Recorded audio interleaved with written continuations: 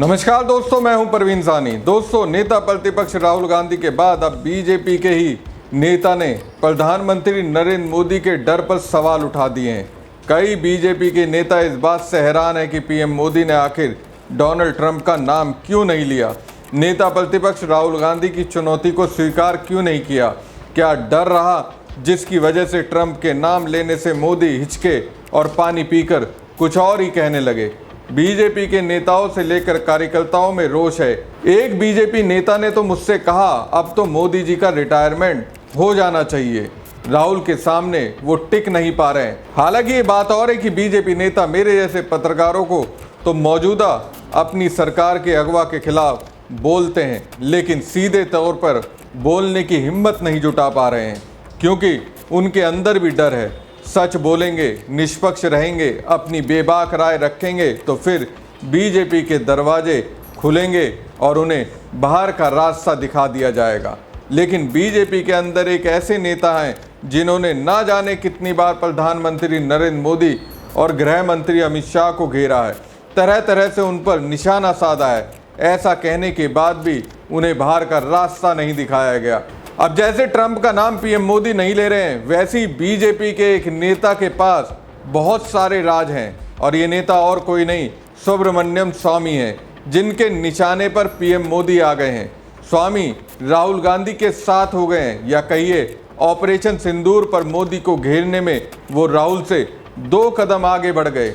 29 जुलाई को लोकसभा में अपनी स्पीच के दौरान जब पीएम मोदी ने नेता प्रतिपक्ष राहुल गांधी की चुनौती को स्वीकार नहीं किया, जब पीएम मोदी सीधे तौर पर अमेरिकी राष्ट्रपति डोनाल्ड ट्रंप का नाम नहीं लिया, तो स्वामी अब गुस्से से आग बबूला हो गए हैं। दोस्तों, सुब्रमण्यम स्वामी ने तो मोदी को दिमागी तौर पर बोना करार दे दिया है। इसी बात से समझ सकते हैं स्वामी को प्रधानमंत्री नरेंद्र मोदी के लिए कितना गुस्सा है। इसके अलावा स्वामी ने मोदी को तो ठग भी करार दे दिया, जो विश्वास से खेलते हैं। दोस्तों, इतनी बड़ी बात कोई यूं ही नहीं कहता है।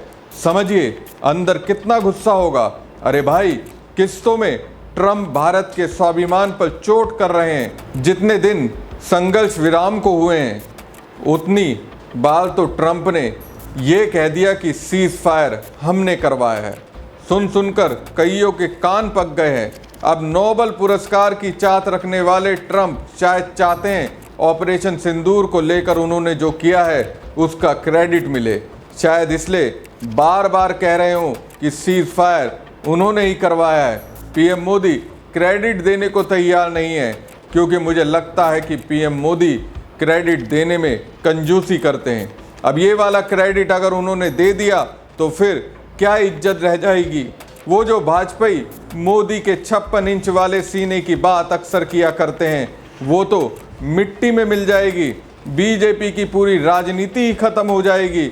मोदी जी कह नहीं रहे हैं सीज फायर कराने का क्रेडिट दे नहीं रहे हैं, तो ट्रंप किस्तों में सीज फायर कराने की बात कह रहा है। इधर राहुल भी अपनी बात पर अड़िग हैं। वो भी पूछ रहे हैं, बताइए मोदी जी सीज फायर किसने कराया। तो कह सकते हैं दोनों ओर से पीएम मोदी और बीजेपी की सिरदर्दी बढ़ी हुई है। और इसी दौरान सुब्रमण्यम स्वामी ने एक्स पर पोस्ट कर पीएम मोदी पर जबरदस्त तरीके से हमला किया है। स्वामी ने कहा, मोदी जी साफ तौर पर दिमागी तौर पर बोने हैं। सैनिक और कुछ जेट, जिसमें ज़्यादातर फ्रांस से खरीदे गए, उसको भेजने के बाद उन्होंने भारत पर आक्रमण रोक दिया। क्यों? क्या पाकिस्तान ने आत्मसमर्पण कर दिया है? अमेरिका और चीन पाकिस्तान का समर्थन कर रहे हैं।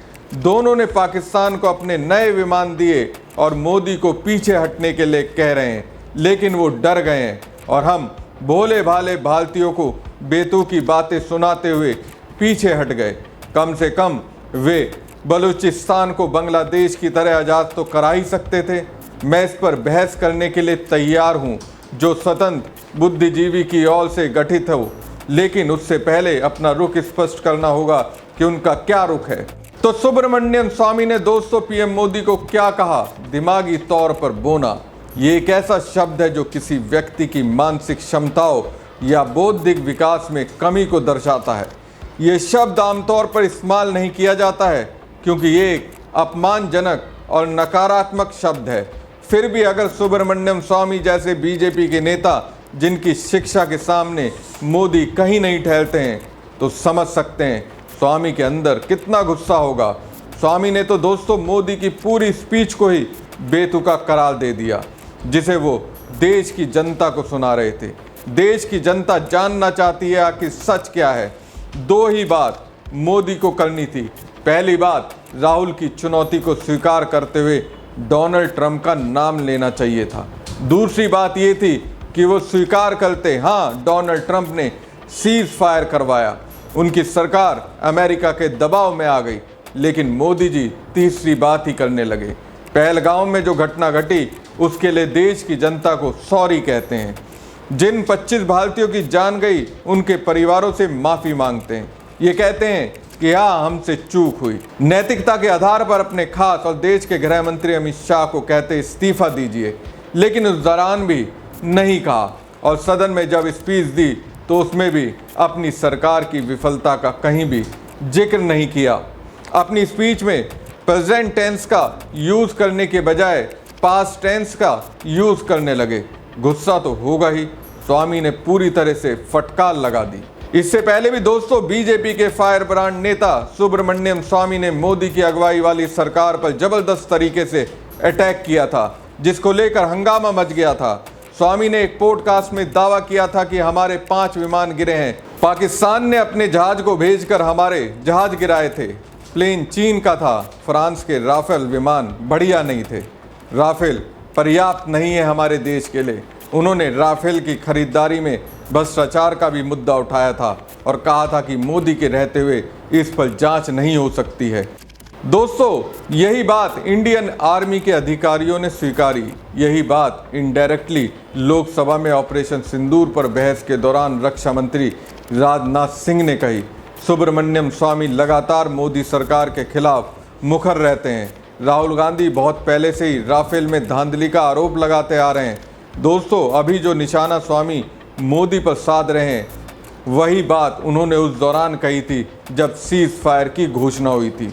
तब स्वामी ने कहा था, लगता है कि हमारे देश के प्रधानमंत्री अमेरिका के राष्ट्रपति से डरते हैं। जब पाकिस्तान की पिटाई होनी चाहिए थी तब ट्रंप के कहने पर युद्ध विराम क्यों कर दिया गया।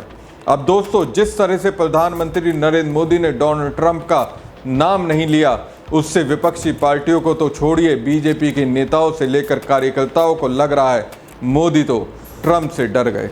हमारी खबर आपको कैसी लगी कमेंट बॉक्स में कमेंट करके जरूर बताएं। साथ ही पेज को ज़्यादा से ज़्यादा लाइक और शेयर कीजिएगा। धन्यवाद।